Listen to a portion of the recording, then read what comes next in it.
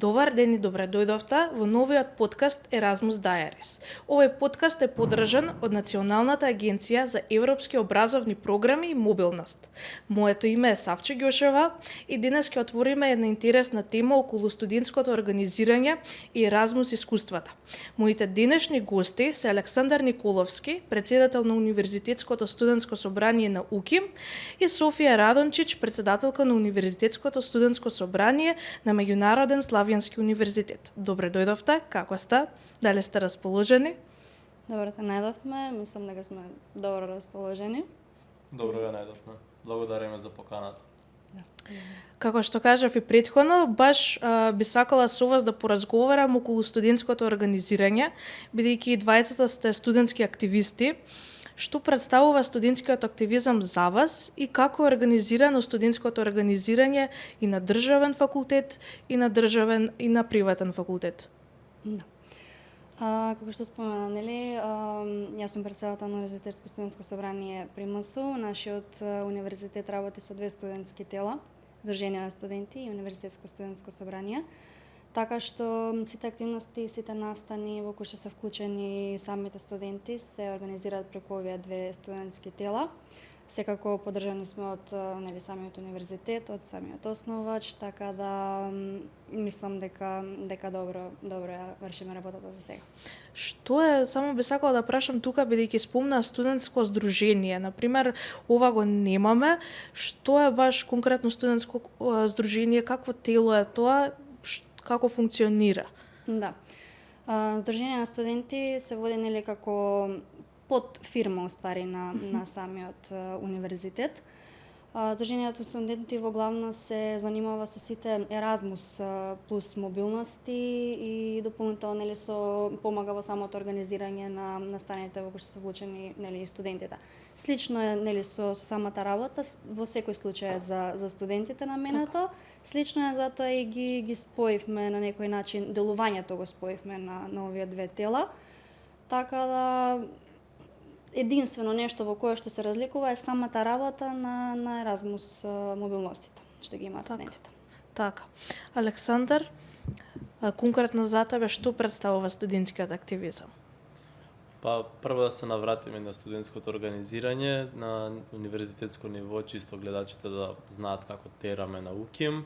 Согласно Законот за високо образование, поделени сме на 23 факултетски студентски собранија и едно универзитетско студентско собрание, бидејќи УКИМ има 23 факултети и едно придружно ФСС, тоа е на Богословскиот факултет, бидејќи факултетот е придружна членка на УКИМ.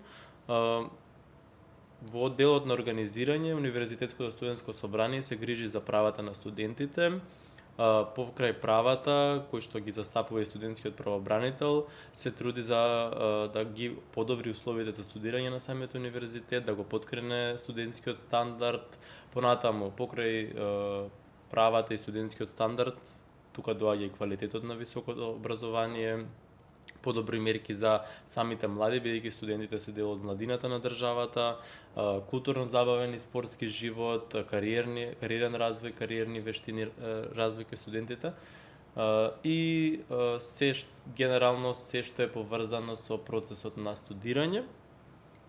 Сега што представува студентскиот активизам, за мене лично како втора година активен председател и на Факултетското студентско собрание на економски, сега и на УСС, претходно член во прва година на ФСС, генерално активизмот е за мене можност за одредена промена, односно преку активизмот да допринесеме и како млади да покажеме дека можеме, борејќи се за одредени процеси, да овозможиме подобри услови за студирање и за живење во определена средина.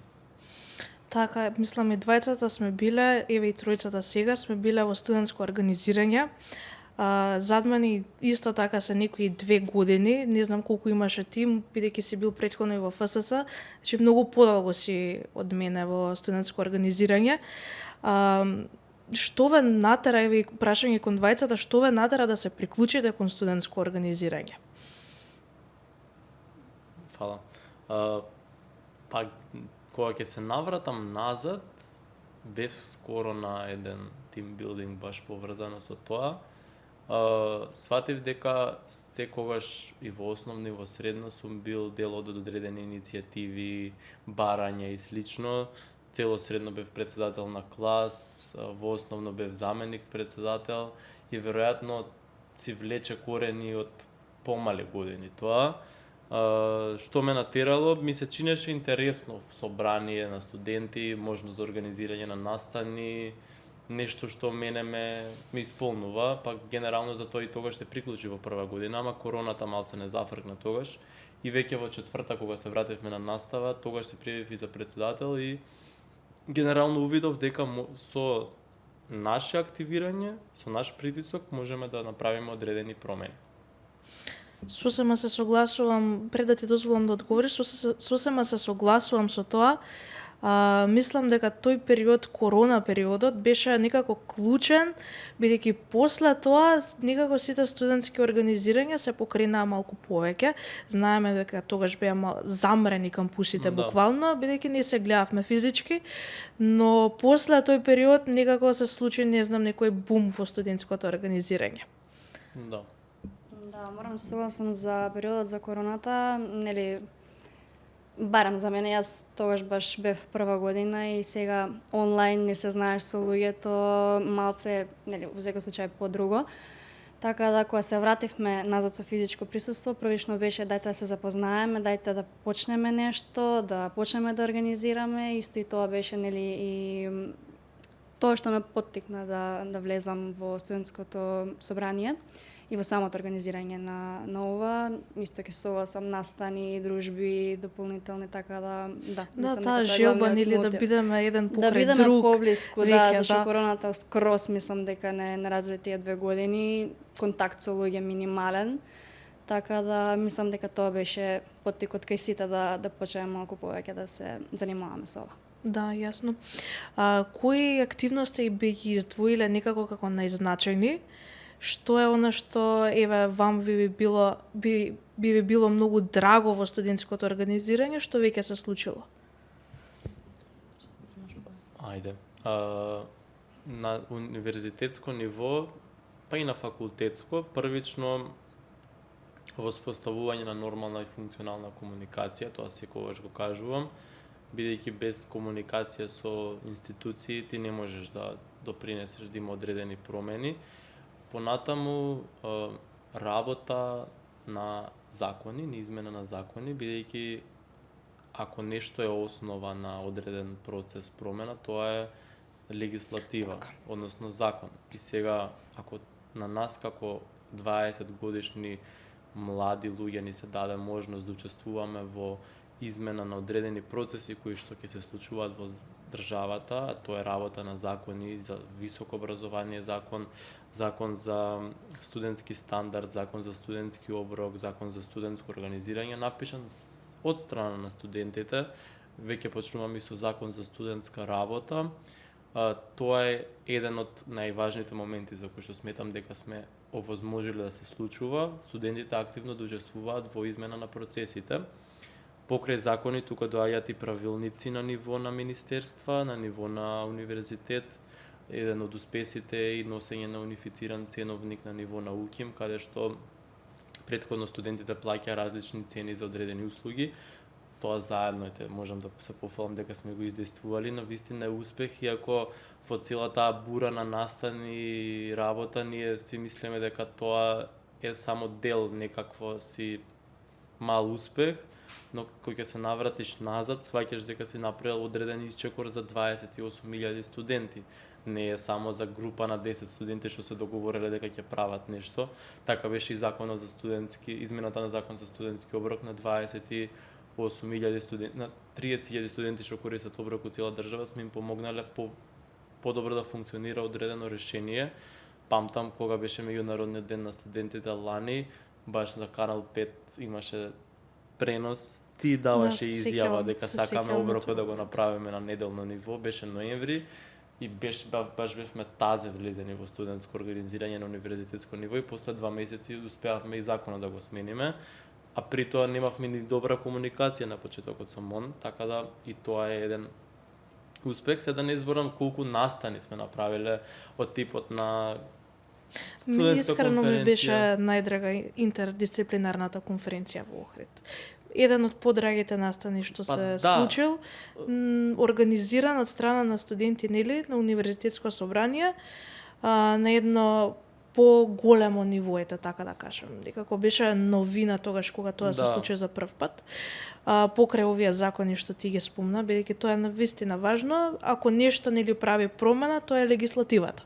Да, една од работите кои што може се коси со универзитетското студентско собрание е организација на настани, можеби тоа треба да го прави некој друг, но јас кога дојдов председател, една од работите за кои што сметав дека треба да се бориме е да имаме физички контакт со студентите и можност за вмрежување за они да знаат кои сме ние. Ако ние сме само некои кои што во канцеларии ги работат работите, тогаш нема да сме многу достапни за нив.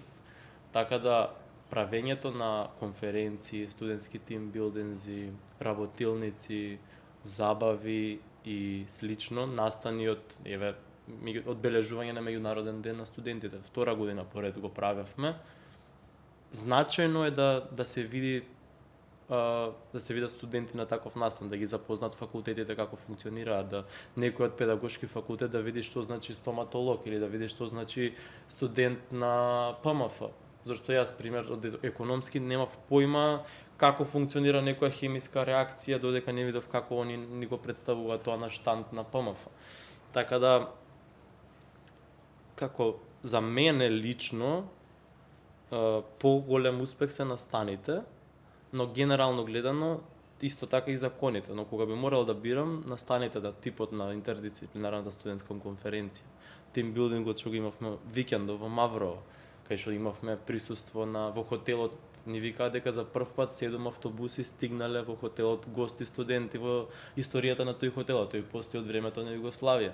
Сега тоа се можеби мали успеси, но не се толку мали, затоа што ти да организираш 400 студенти да ти дојдат, треба многу работа и многу стрес и многу анксиозност измеѓу, многу голема комуникација со луѓе, така да можеби не се гледа директно, но индиректно навистина се тоа големи успеси за самото студентско организирање. Не мои лични, повеќе се само за студентите кои што учествувале во организирањето на тие настани. Секако мислам, можам да предпоставам, нели, бидејќи знам Имаш до некаде, искусено. да, знам некаде и до самата колку е тешко да се организира било каков настан, особено нели конференција или тимбилдинг, бидејќи бара многу голема посветеност и многу големи челични нерви да имаш.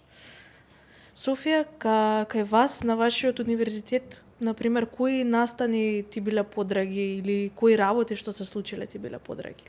Да, кај нас е малку поразлично, нели, во секој случај. Исто морам да споменам дека настаните мислам дека се еден од најдрагите моменти со кои што може да се случиме и ние и самите студенти, тоа мрежување, тие контакти кои што се остваруваат на тие тимбилдинзи или конференции или слично, мислам дека се незаменливи. Така да пак би оставила на пиедестал тоа некое дружење меѓу студентите и можноста секако да се запознаат едни со други и да делуваат на некој начин заедно. Она што претходно ми го напомена и интересно е, мислам дека треба да се спомне, е дека и вие самите имате подкаст, каде што нели доаѓаат студентите, ви доаѓаат професори. Тоа е интересно, ако можеш раскажи ни малку повеќе околу тоа. Да, со подкаст почнавме оваа година некаде април. Првичната замислата нели со која водиме со подкастите е да ги запознаеме лично нашите студенти со некоја подруга страна на професорите. Започнавме со тоа, нели мешавме различни професори од различни факултети, нивна историја, како започнале, како дошле до тука, идни цели, планови, замисли и слично. Потоа продолживме со наши студенти, каде што нели има можност за секој случај да се представат и они во некој подруго светло и да дадат свое мислење за нивното само студирање и за самата организација која што има на универзитет. Така да, јас сум дел нели од подкастите, јас ги водам и сега ми е малку, јас сум од другата страна, ти си сега на моја смена така на улогите. Апсолутно, да.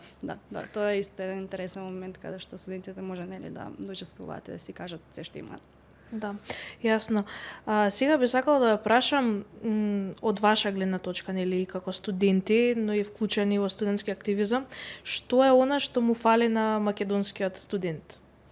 Кои се проблемите, бидејќи претходно нели напоменавме соработка и добра комуникација, но сепак каде лежат проблемите во нашето високо образование, според вас?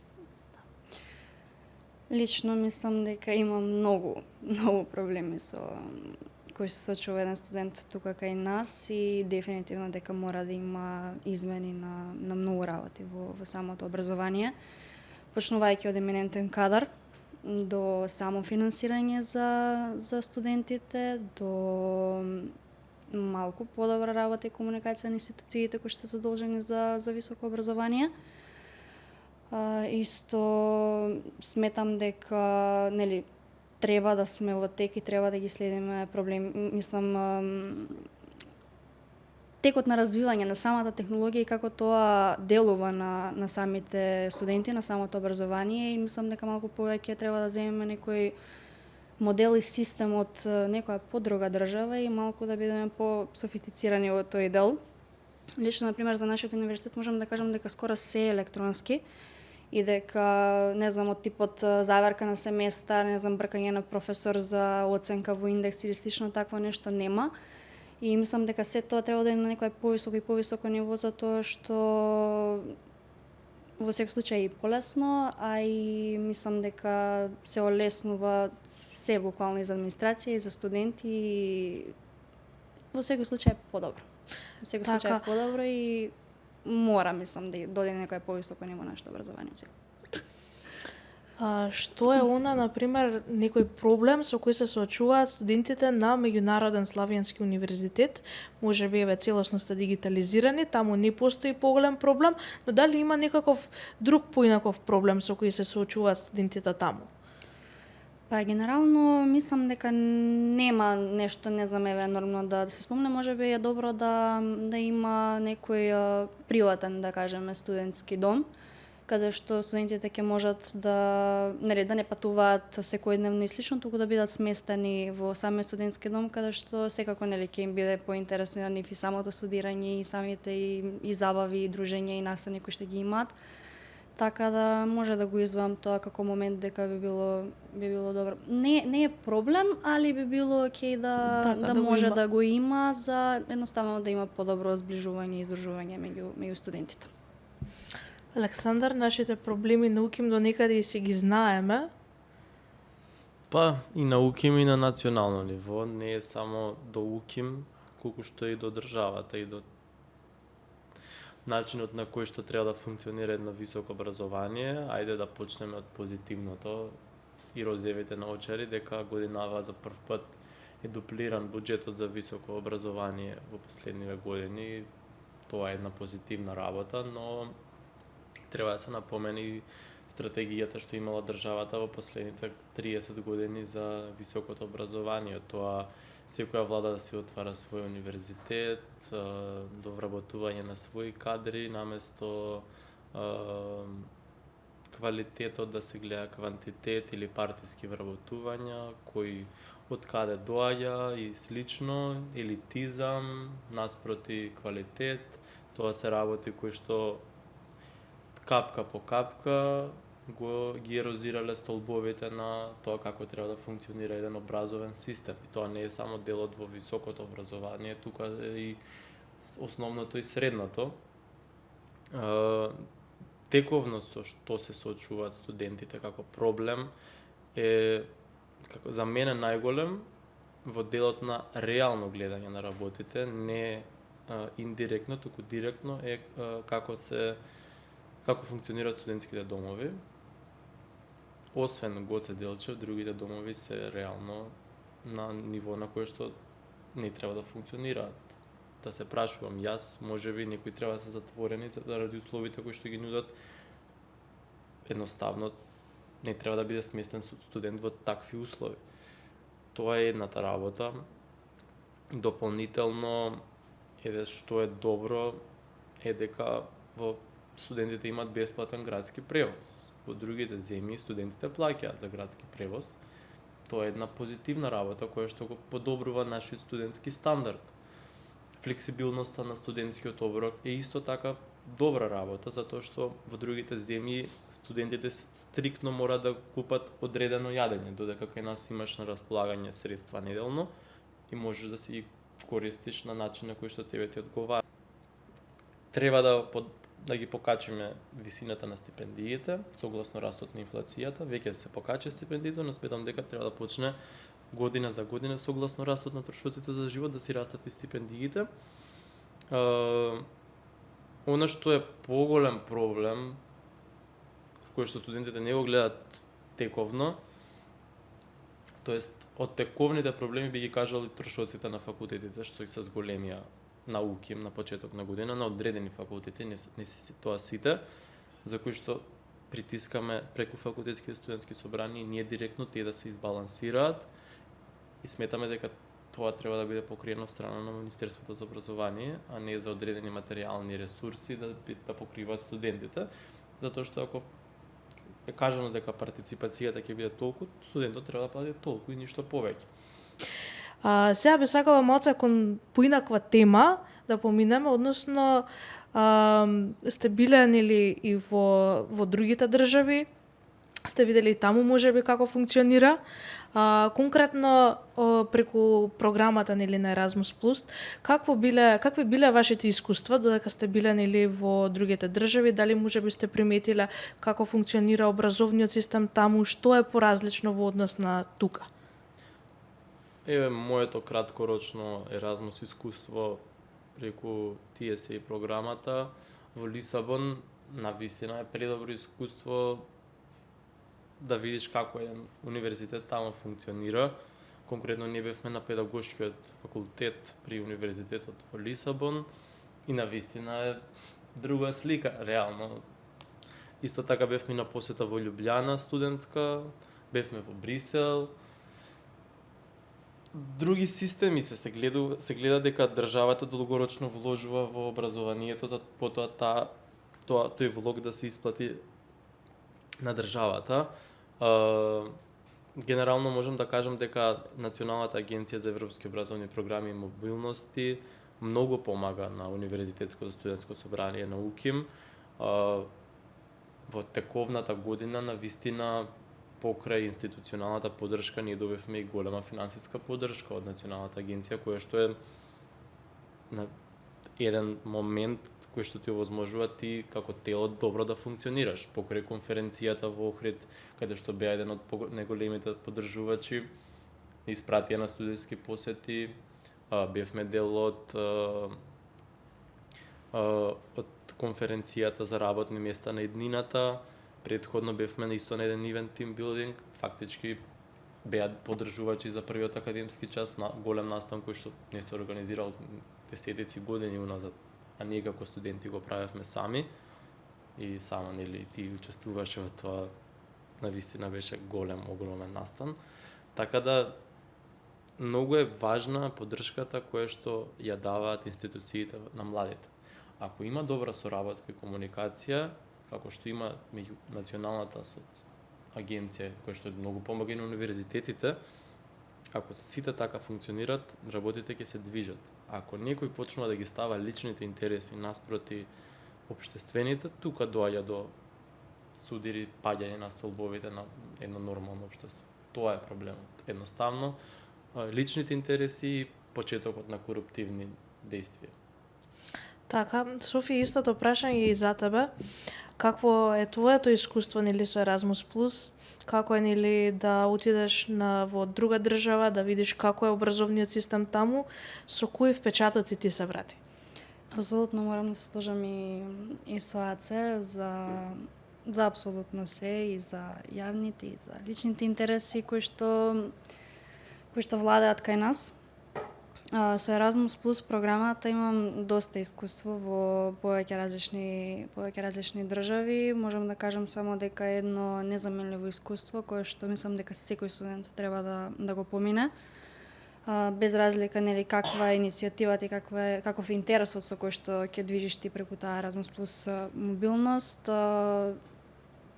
пре добро искуство е кое што мислам дека ништо друго не може да го замени. Апсолутно морам да се сложам дека образовниот систем во другите држави е на многу повисоко ниво за разлика од нашето и мислам дека треба доста да се огледаме на некој систем кој што функционира, не знам, во Словенија, во Германија и слично. Би сакала да те прашам во колку држави досега си била нели преку Erasmus Plus, каде ти било онака најубаво можеби?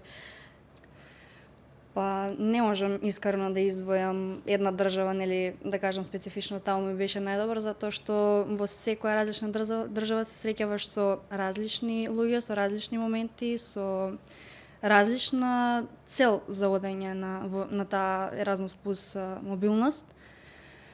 Во доста држави сум била, почнувајќи нели прво од нашите соседи, натаму во Словенија, во Хрватска, пошироко и се уште целам да одам некаде и уште подалеку.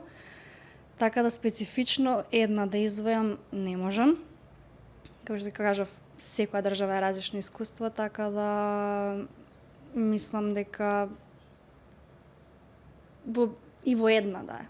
И во една да е, самата размена и самиот поглед кон нешто поразлично од нашето, ти ствара, не знам, амбиција и желба да продолжиш и понатаму и едноставно да не застанеш на таа една мобилност.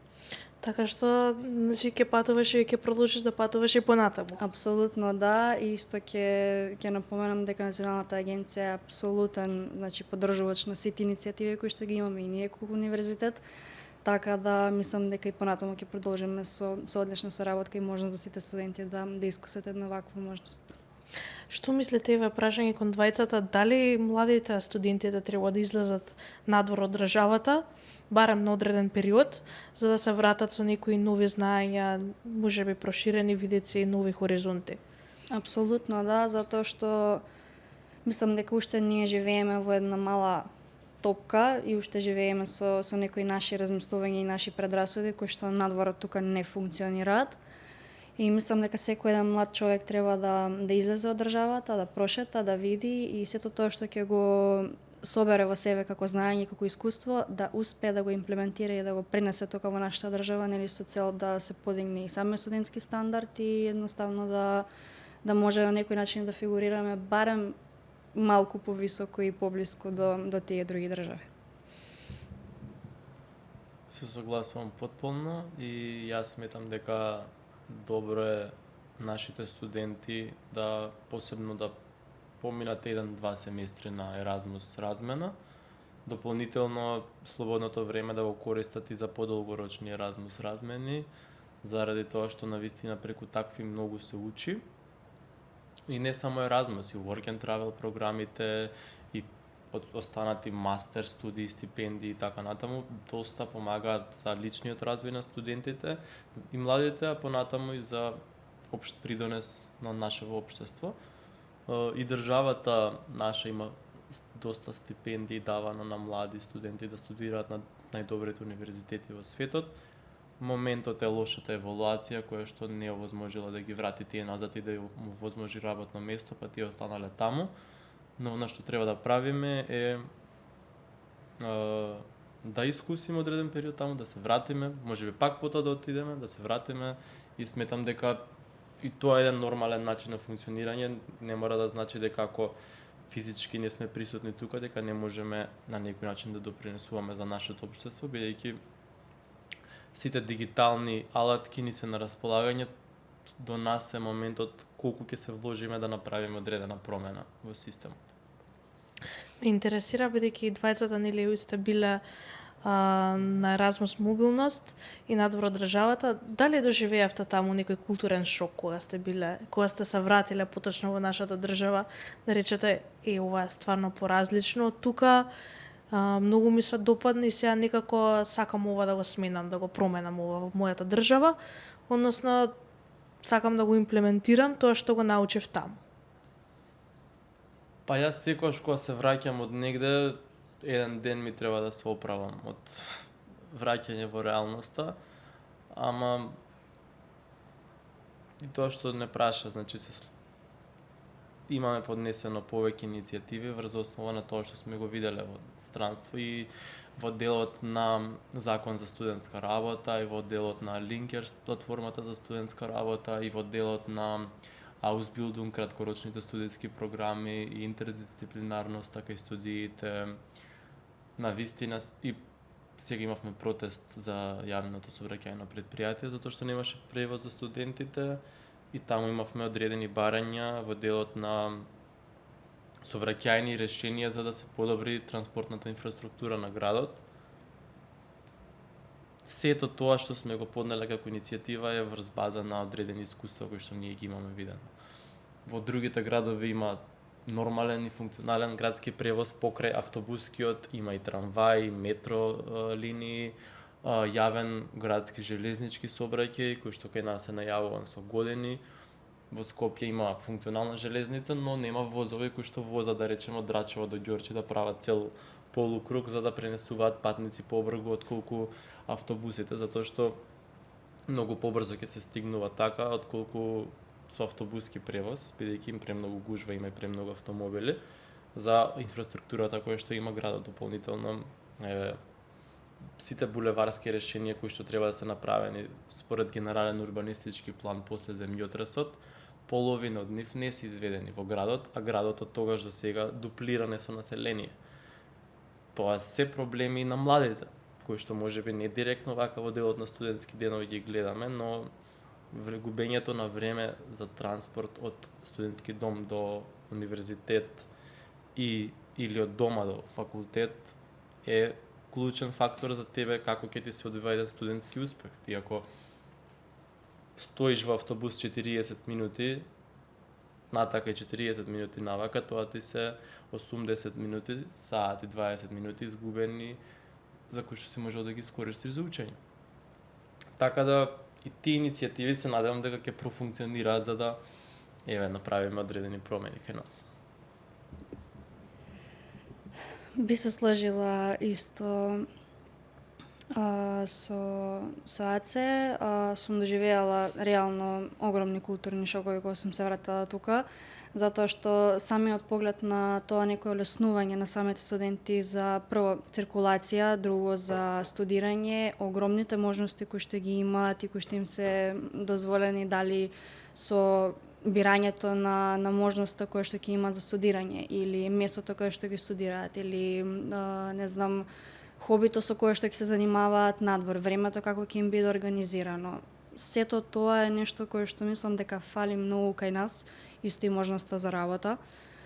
Се тоа што го имаат тие како олеснување едноставно ствара некоја желба, иницијатива и кај нас истото да се постигне и да се потигне, затоа што едноставно гледаме еден нормален студентски олеснет живот каде што немаат потреба да се замарат како ќе стигнам јас сега или како ќе ме пречекаат таму или како ќе ми биде комуникацијата со професорот или не знам како ќе успеам да го направам она или ова. Така да мислам дека, пак ќе кажам, треба многу да се огледаме на некои образовни системи во другите држави. Ова е многу добро што го спомена.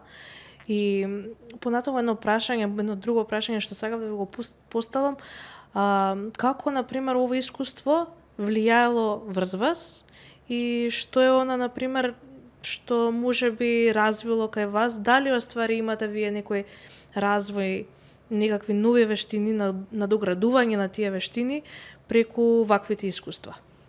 Апсолутно да, прво ќе ги спомнам за мене најважни комуникацијски вештини. Таму каде во секој случај работа со групи, со повеќе луѓе, со различни карактери, со различни групи, така да мораш да бидеш едноставно и отворен и приспособен и без предрасуди. Дополнително, како што спомнав, самата желба и самата иницијатива за допринесување и донесување на некои повисоки и подруги стандарди од другите држави кај нас е огромна. Така да тие би ги издвоила некако како најважни и што најмногу влијаеле на мене и што ги имам по примена од самите тие размени. Александар? Исто и јас. Самите размени, студиски посети ми отвориле нови видици, да речеме, Закон за студентско организирање, понатаму начин на организирање на конференција, интердисциплинарна студентска конференција беше идеја од наша посета во Хрватска во Сплит. Начинот на кој што тоа беше организирано таму, ние го реплициравме, но можам да кажам и дека го надградивме многу повеќе од нивото на кое што беше таму организирано. Но сепак првичната идеја е тоа што ние сме отишле, сме виделе дека нешто таму има се случува, што не се случувало на нашите простори, па сме го организирале. Баш памтам ректорката кога дојде во Охрид на тој настан, кажа дека не памти дека студентите на УКИМ организирале такво нешто на такво ниво или дека некогаш се случило таква некоја конференција од овој тип кај што имавме ние во еден ден 17 работилници, последниот ден 2 панел дискусии, дополнително на цела културна програма и слично. А имавме сместено добри 330 студенти. Навистина е нешто што е успех за нас.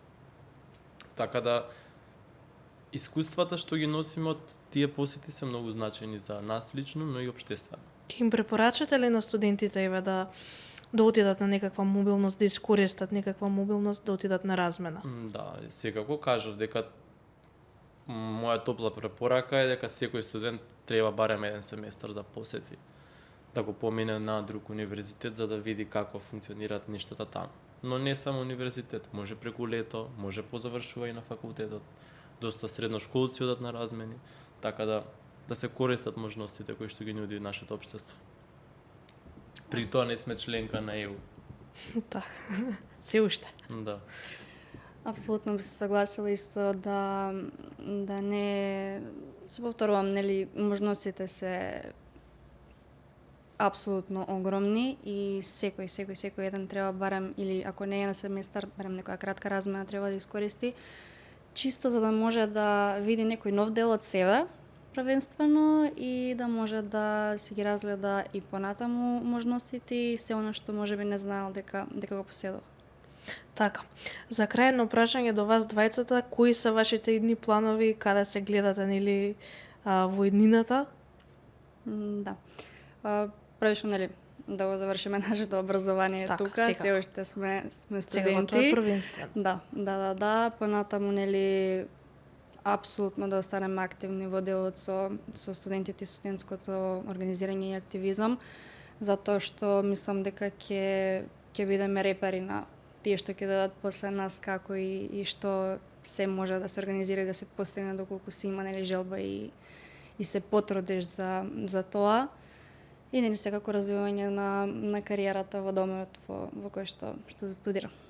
Ти си студент на психологија, На така? психологија, да. Би сакала да продолжиш да работиш како психолог? Апсолутно, да. Можеби не конкретно баш како психолог, туку како психотерапевт, затоа што мислам дека тоа е малку повеќе поттиснато тука кај нас. Не е се така како што, нели, уште има кај нас стереотипи, ако одиш на психолог ти си, не знам, каков и слично. Има многу голема разлика од психолог до психијатар до психотерапевт. Секој човек во општеството треба да се оди на психотерапија, според мене. Тоа е едноставно еден обичен разговор каде што ќе можеш многу да дознаеш, па ќе кажам, и за себе и да исфрлиш од себе некоја негативна енергија со која што се исполнуваш, не знам, во текот на денот, во текот на годината и слично. Тоа е едноставно, психотерапијата е едноставно едно ослободување на се што имаш ти во себе, така да мислам дека доменот на психотерапија ќе остане кај мене како главен на кој што ќе се насочам понатаму. Тоа е баш навистина интересно, бидејќи сепак се работи за хумана професија и им помага, нели, на луѓето. Апсолутно. Така што одлично Еве што имаме никој што е ангажиран баш во таа сфера. Те замислив за психологот. Значи, јас исто се гледам во иднина. Прво да се вратам на психологот, секој треба да оди на психолог.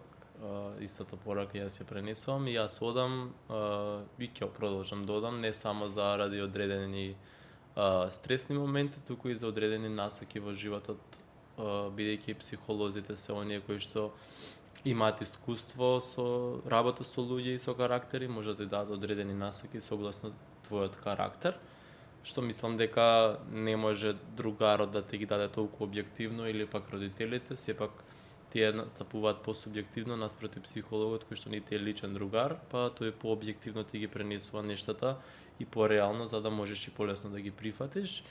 Во делот на кариерен развој би работел нешто поврзано спој помеѓу академија, бизнис сектор и невладини организации и секако со млади. Интересно, ми интересира баш како би одел тој спој понатаму, но останува можеби тоа тема на разговор за некој друг подкаст, бидејќи досега навистина добро си изразговаравме, но секако нели остануваат теми кои што се непокриени и кои што можеби во иднина ќе можеме подетално да ги продискутираме. Во секој случај, дечки, ви благодарам што дојдовте и што ја ви издржавте до крај. И на оние кои што нели не гледаат, исто така благодарам што издржавте до крај. Се надевам дека ви го задржавме вниманието и дека ви бевме интересни и дека ќе останете и ќе продолжите да не гледате и во наредната епизода, која што исто така излегува за релативно кратко време. Ви благодарам. Фала ви.